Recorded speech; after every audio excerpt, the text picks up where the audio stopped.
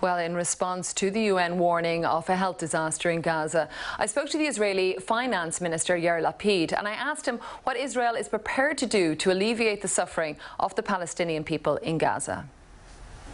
Well, Israel will do and always has done everything in its power to help the citizens in Gaza who are not involved in the fire. I don't think there's another country in the history of wars that during combat has supplied food, electricity, water and medical supplies to the other side. And this is what we're doing because we're trying to prevent any civilians from being harmed.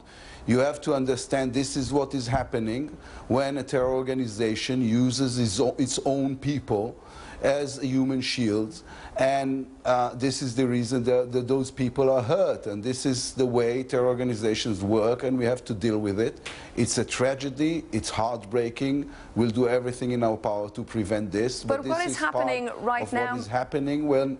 What is happening right now, Minister? You mentioned, Chris Gunness mentioned there that 1/3 of the hospitals, 14 primary healthcare trusts have all been damaged. At least 40% of the medical staff are unable to go to work. He says food, water, electricity, it's not reaching the people. So it doesn't sound like Israel has taken action to help these people that Chris is talking about.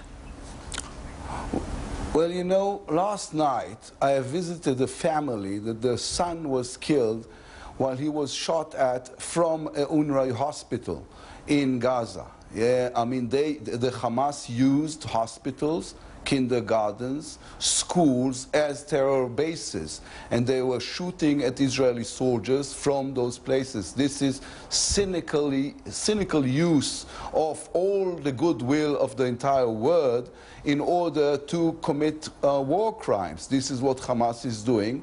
We have to protect ourselves because, you know, what other country would sit still when thousands of rockets are being shot at its citizens? It's Israel's Finance Minister Yair Lapid.